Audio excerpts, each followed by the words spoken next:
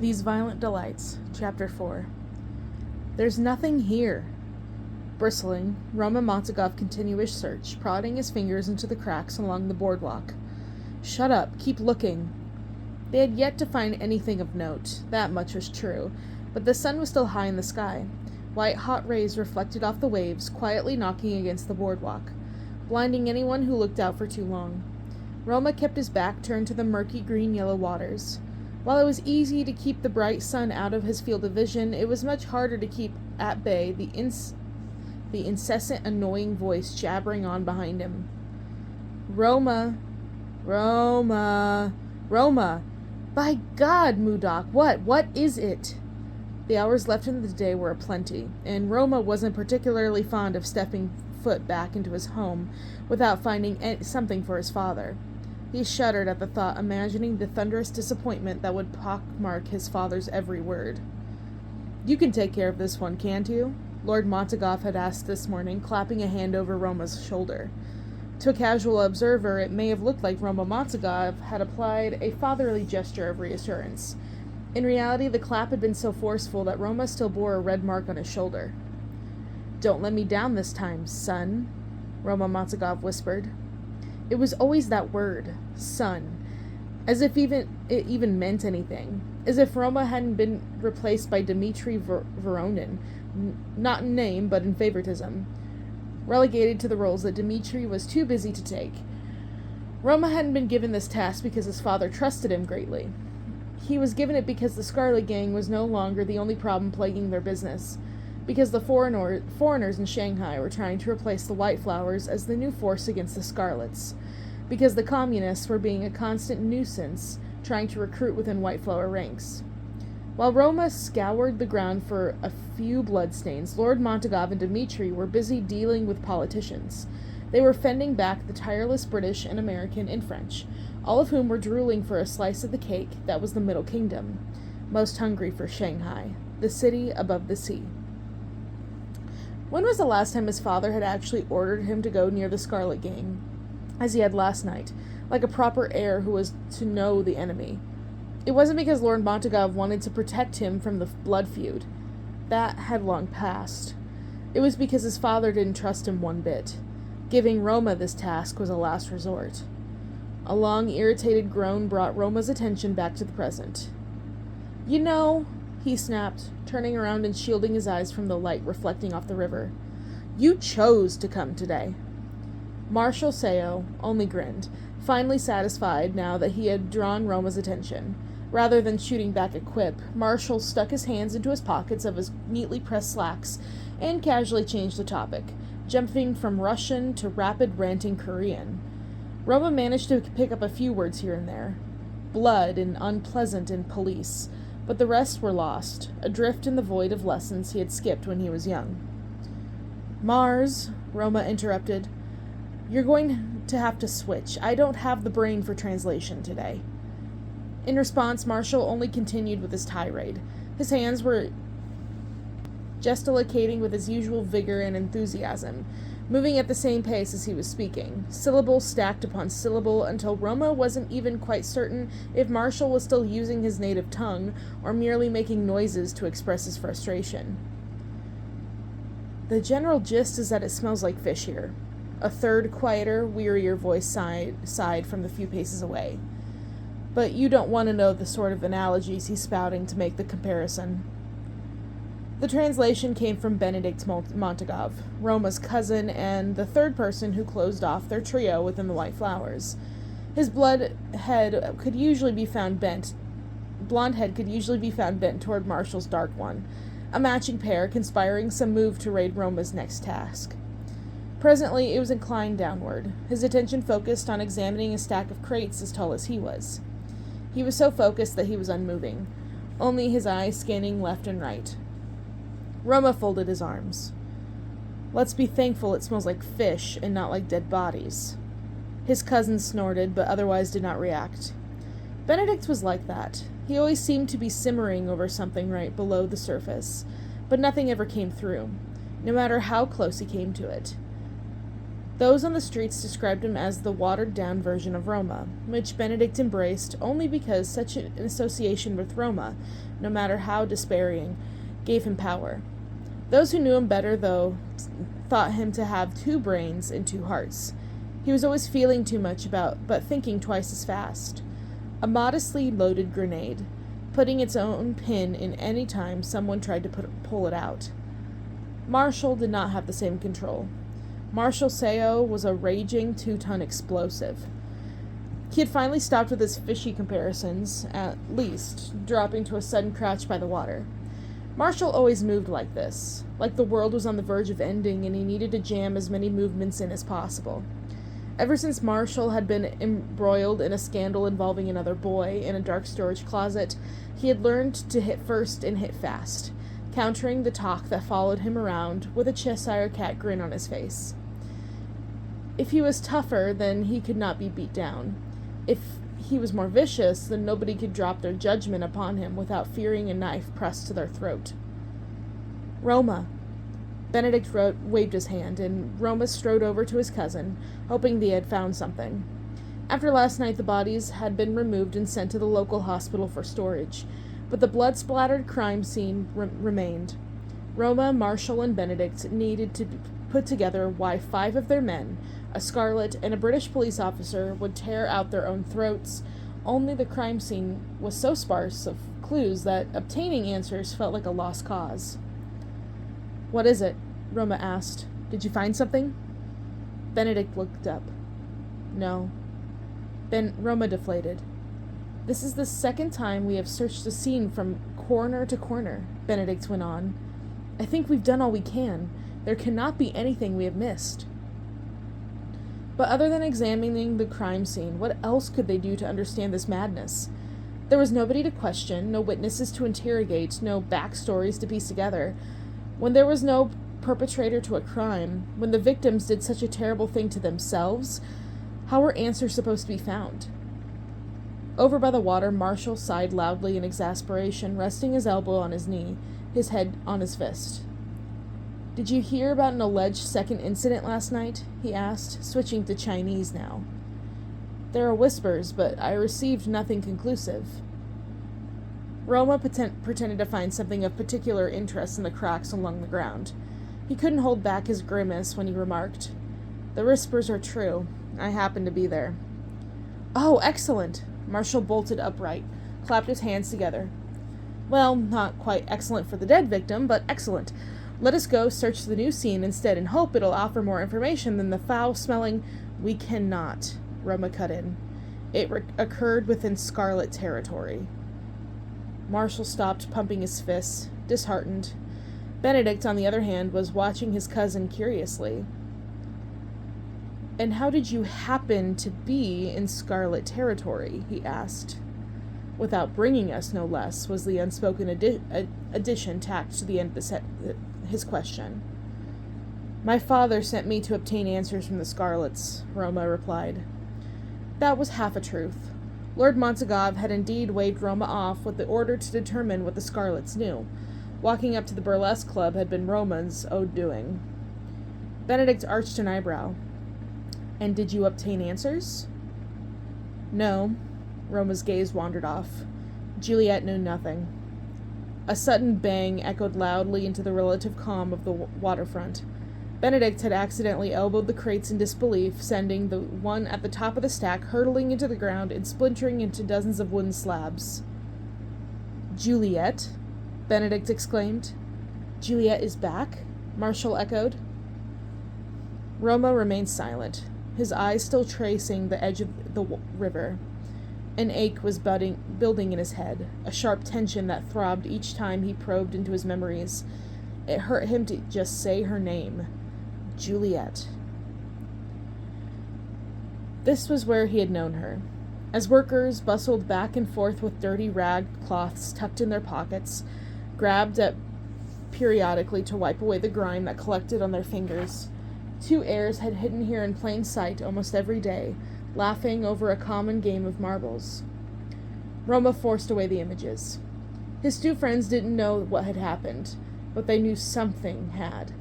They knew that one day Roma had been trusted by his father as closely as one should expect from a son, and the next regarded suspiciously as if Roma were the enemy.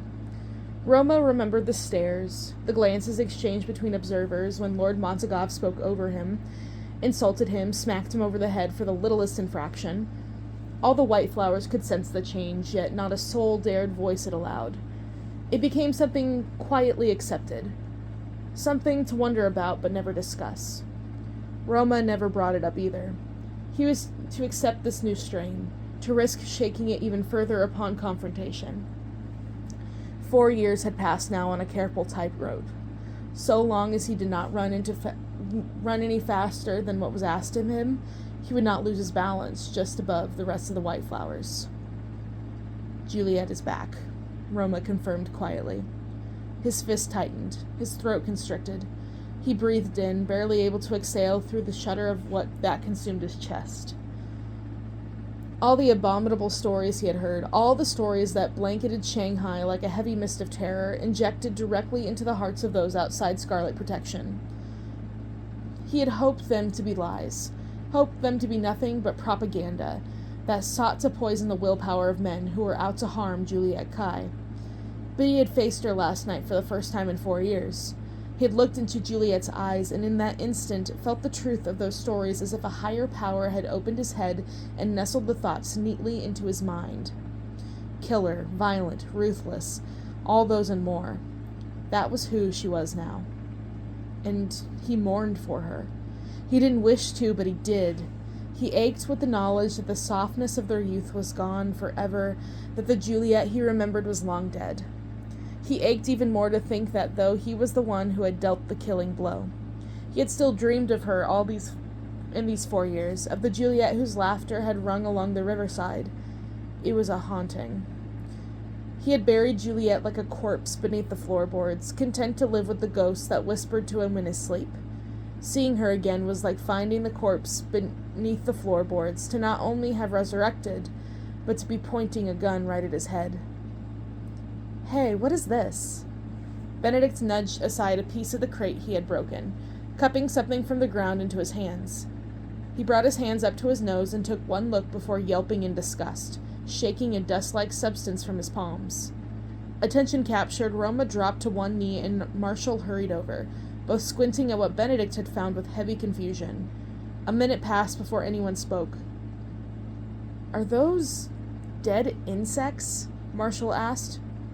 He scratched his chin, unable to explain the presence of such small creatures scattered in the crate. They didn't resemble any insect that the 3 boys had seen before. Each creature certainly had 3 segments to his body and 6 legs, but they were weirdly misshapen, the size of a child's fingernail and pitch black.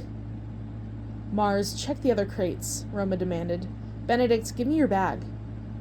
With a grimace, Benedict handed over his shoulder bag, watching in disgust as Roma scooped up a few of the insects and put them in Benedict's notebooks and pencils. There was no alternative. Roma needed to take these away for further inspection. Nothing in here, Marshall reported, having broken the lid off the second crate. They watched him work through the rest. Each crate was shaken thoroughly and smacked a few times, but there were no more insects. Roma looked skyward. That crate at the very top, he said. It was open before you touched it, was it not? Benedict frowned. I suppose so, he replied. The insects could have crawled in. A sudden burst of Chinese voices came around the corner. Then, startling Roma badly enough to drop Benedict's bag, he swiveled on his heel and met his cousin's wide gaze, then looked to the combative stance Marshall had immediately shifted into. Scarlets? Marshall asked. We don't need to stick around to check, Benedict said immediately. Faster than Marshall could react, he gave the other boy a rough push. It was only Marshall's surprise that allowed him to stumble to the edge of the boardwalk, teetering and teetering before tipping over, dropping into the water with a quiet plink. Roma had not managed one word of protest before his cousin was also charging at him, throwing them both into the Huangpu River before the merry voices could bend around the corner and come upon the boardwalk. Murky darkness and blips of liquid sunlight closed around Roma. He had dropped into the water quietly with Benedict's guidance, but now he was as loud as his raging heartbeat, his arms thrashing wildly in his haste to find his bearings amid the waves. Was he sinking lower or rising to the surface? Was he right side up or upside down, swimming closer to the soil until his entire body was buried within the river, never to be seen again? A hand jabbed his face. Roma's eyes flew open. Benedict was hovering before him, his hair flying in short locks all around his face. He pressed an angry finger to his lips, then dragged Roma by the arm, swimming until they were under the boardwalk. Marshall was already floating there, having poked his head into the few inches of breathable space between the underside of the boardwalk and the rippling river. Roma and Benedict did the same, inhaling as silently as possible to catch their breaths, then pressing their ears close to the boardwalk panels. They could hear the Scarlets' voices above, talking about a white flower they had just beat to near death, running away only because a group of police officers had come by. The Scarlets did not stop nor notice the shoulder bag that Roma had dropped. They were too caught up in their high, caught up in their after effects of the feud's bloodlust. Their voices merely became terribly loud before fading again, heading onward into obliviousness to the three white flowers hiding in the very water below them. As soon as they were gone, Marshall reached over and thumped Benedict over the head. "You didn't have to push me," Marshall grumbled angrily. "Did you hear what they were saying? We could have fought them. Now I'm soggy in places no men should be soggy." While Benedict and Marshall started to argue back and forth, Roma's eyes wandered, scanning the underside of the boardwalk. With the sun beaming brightly through the slits of the platform, the light revealed all sorts of mold and dirt that collected in clumps under the space. It also immediately directed Roma's gaze toward what looked like a shoe, floating in the water and knocking against the inner side of the boardwalk. Roma recognized it. "By God!" Roma exclaimed. He swam for the shoe and plucked it out of the water, holding it like a trophy. "Do you know what this means?" Marshall stared at the shoe, supplying Roma with a look that was somehow vocal without saying any words. "That the Huangpao River is becoming increasingly polluted?" At this point, Benedict was getting fed up with floating in the grime under the boardwalk and swam out. Marshall was fast to follow, and Roma, remembering with a start that it was indeed safe to surface now, hurriedly did the same, slapping his hands against the dry side of the floating boardwalk and shaking the water out of his trousers when he was back on his feet. "This," Roma said, gesturing to the shoe, "belonged to the man who died on Scarlet territory. He was here, too." Roma grabbed Benedict's shoulder bag and shoved the shoe in. "Let's go. I know where—" "Hey!" Marshall cut in, still dripping wet. He squinted into the water. Did you see that?" When Roma looked out into the river, all he saw was blistering sunlight. He said, "Are you trying to be funny?" Marshall turned to face him. There was something in his dead serious expression that stopped Roma's teasing remark, stilled in with a sour flavor on his tongue. "I thought I saw eyes on the water." The sourness spread. The whole air around them suddenly grew coppery with apprehension, and Roma tightened his grip on his cousin's bag until he was practically hugging it to himself. "Where?" he asked. "It was only a flash," Marshall said, scrubbing his hands through his hair in an effort to wring the water out. "Honestly, it might have just been the sunlight on the river." "You sounded certain about those eyes." "But why would there have been eyes?" Benedict cleared his throat. Having finished stomping the water out of his trousers, Roma and Marshall both turned to him. "You've heard what the people are saying, no?" Their responses were immediate. "Gaimul," Marshall whispered. At the same time, Roma intoned, "Chudovishi." Benedict made an affirming noise. It was that which finally shook Roma out of his stupor, waving for his friends to hurry up and move away from the water. "Oh, please, don't buy into that monster talk running through the city," he said. "Just come with me." Roma hurried off. He whipped through the city streets, winding through the open market stalls, and barely sparing the passing vendors a second glance. Even when they reached out to catch him by the arm, hoping to advertise a strange new fruit sailed in from some other world, Benedict and Marshall huffed and puffed to stay at his pace, trading occasional frowns and wondering where Roma was taking them so fervently, with a bag full of dead insects clutched to his arms. "Here," Roma declared finally, skidding to a stop outside the White Flowers labs, panting heavily while he caught his breath. Benedict and Marshall collided with each other behind him, both almost toppling over in their haste to stop when Roma did. By then, they were practically dried from their dip into the river. "Ouch," Marshall complained. "Sorry," Benedict said. "I almost slipped on this." He lifted his foot and salvaged a thin piece of paper, a poster that had fallen off a signpost. They usually advertised transportation services or apartment vacancies, but this one had a giant text at the top heralding, "Avoid the madness. Get vaccinated." "Give me that," Roma demanded. Benedict tossed the sheet and Roma folded it, slipping the small square into his pocket for later examination. "Follow me." Roma barged into the building and wound through the long hallway, entering the labs without knocking. He was supposed to don a lab coat every time he entered the building, but no one had ever dared to tell him off, and the various young scientists that the White Flowers employed at these workstations barely looked up when Roma visited once a month. They were familiar enough with his presence to let him be, and the head scientist, Lawrence, was familiar enough with Roma not to say anything about his misconduct. Besides, who was to ever bother protesting the behavior of the White Flower heir? As far as the scientists were concerned, Roma was practically the one distributing their wages. "Lawrence?" Roma called, scanning the labs. "Lawrence, where are you?" "Up here."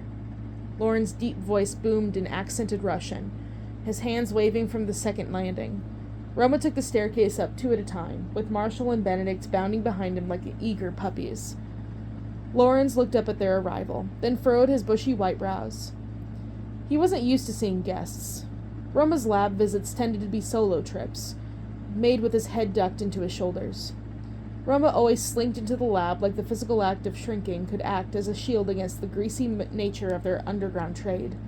Perhaps if he didn't walk with his usual grand posture, he could absolve himself of blame when he came asking for the monthly progress reports of the products that came in and out of the lab. This place was supposed to be a White Flower research facility at the cutting edge of pharmaceutical advancements, perfecting modern medicines for the hospitals operating on their territory. This was at least the facade they maintained. In truth, the tables at the back were smeared with opium, smelling like heaviness and tar, while the scientists added their own unique toxins into the mixture, until the drugs were modified into the epitome of addiction.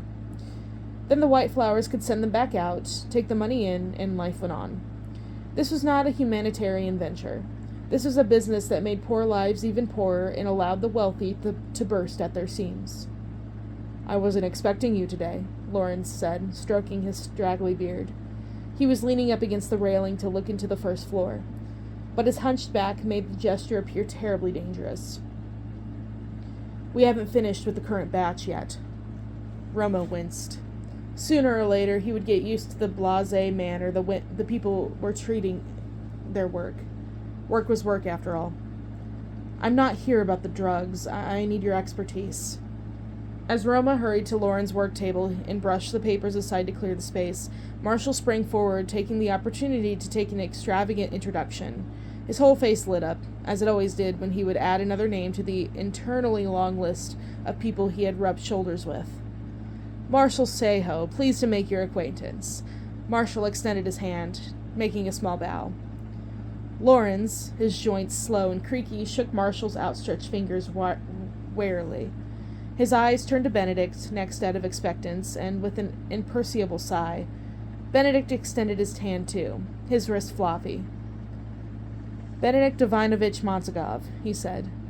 If his impatience wasn't already oozing from his speech, his wandering eyes certainly proved where his attention was. The insects Roma was spreading out on Lauren's work table. Roma's face was stuck in a grimace that he used as he used his sleeve to cover his fingers and separate each little creature from the other. Lawrence made a thoughtful noise. He pointed his fingers at Roma. "Isn't your patronymic Ivanovich?" Roma turned away from the creatures. He squinted at the scientist. "Lawrence, my father's name is not Ivan. You know this." "For the life of me, my memory is worsening with my age if I can't remember yours," Lawrence muttered. "Nikolaevich, Stoichevich, Mick. Can we take a look at this instead?" Roma whispered. "Ah." Lawrence turned to face his work table. Without caring about the crucial matter of hygiene, he reached out with his fingers and prodded at the insects, his weary eyes blinking in confusion. What am I looking at? We found them at the crime scene. Roma folded his arms and tucking his shaking fingers into the fabric of a suit jacket, where 7 men lost their minds and tore out their own throats. Lawrence did not react to the aggravation of such a statement. He only pulled at his beard a few more times, knitting his eyebrows together until they became one long furry shape on his forehead.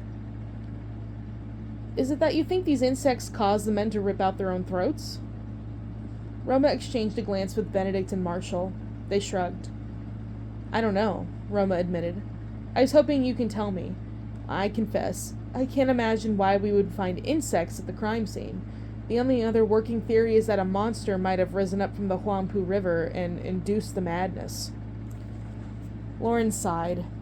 If it had come from anybody else, Roma may have felt a prickling of irritation and indignation that he was not being taken seriously despite the severity of his request. But Lawrence sighed when he was making his tea, and he sighed when he was cutting open his letters. Roma had witnessed enough of Lawrence von Diek's temper to know that this was merely his neutral state. Lawrence prodded an insect again. This time he drew his fingers back quickly. That's interesting. What? Roma demanded. What's interesting? Lawrence walked away without replying, his feet shuffling on the floor. He scanned a shelf and muttered something under his breath in Dutch. Only when he had retrieved a lighter, a little small red in color, did he respond. I will show you. Benedict pulled a face, silently waving an arm through the air. Why is he like this? He mouthed. Let him have his fun, Marshall mouthed in return. Lawrence came hobbling back. He retrieved a petri dish from a drawer underneath the work table and delicately picked up 3 of the dead insects, dropping them upon the dish one after the other. You should probably wear gloves, Benedict said. Hush, Lawrence said. You did not notice, did you? Benedict pulled another face, this one looking like he was chewing on a lemon.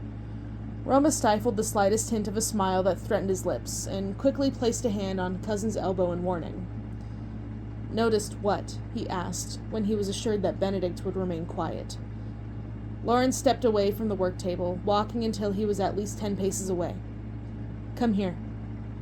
Roma, Benedict, and Marshall followed. They watched Lawrence pull a flame free from the lighter, watched as he brought it to the insect at the center of the petri dish, holding the burning yellow light to the insect until it started to shrivel, the exoskeleton reacting to stimuli even past death. But the strangest thing was happening. The other 2 insects on either side of the burning insect were burning up too, shriveling and glowing with heat. As the insect in the middle curled further and further inward, burning with the fire, those to either side of it did the exact same. That's a mighty strong lighter you have there, Marshall remarked. Lawrence quashed the flame. He strode toward the work table, then, with a pace that Roma didn't think him capable of, and hovered the petri dish over the rest of the dozens of insects that remained at the wooden surface. It is not the lighter's doing, dear boy. He pushed down on the lighter. This time, as the insect under the flame turned fiery red and curled inward, so did all the insects laid out on the table. Viciously, suddenly, in a manner that almost gave Roma a fright in believing they had come alive. Benedict took a step back. Marshall pressed his hand to his mouth. How can that be? Roma demanded. How is that possible? Distance is the determinant here, Lawrence said. Even in death, one insect's actions is determined by the others nearby. It is possible that they do not have their own mind. It is possible they act as one. Every single one of these insects that remain alive. What does that mean? Roma pressed. Why are they responsible for the dead man? Perhaps, but it is hard to say. Lawrence set the petri dish down, then rubbed at his eyes. He seemed to hesitate, which was terribly unexpected, and for whatever reason, prompted a pit to begin growing in Roma's stomach. In the years that Roma had known the old scientist, Lawrence was always saying whatever came to mind with no concern of propriety. Spit it out, Benedict prodded. A great, great sigh. These are not organic creatures, Lauren said. Whatever these things are, God did not make them. And when Lawrence crossed himself, Roma finally realized the unearthliness of what they were dealing with.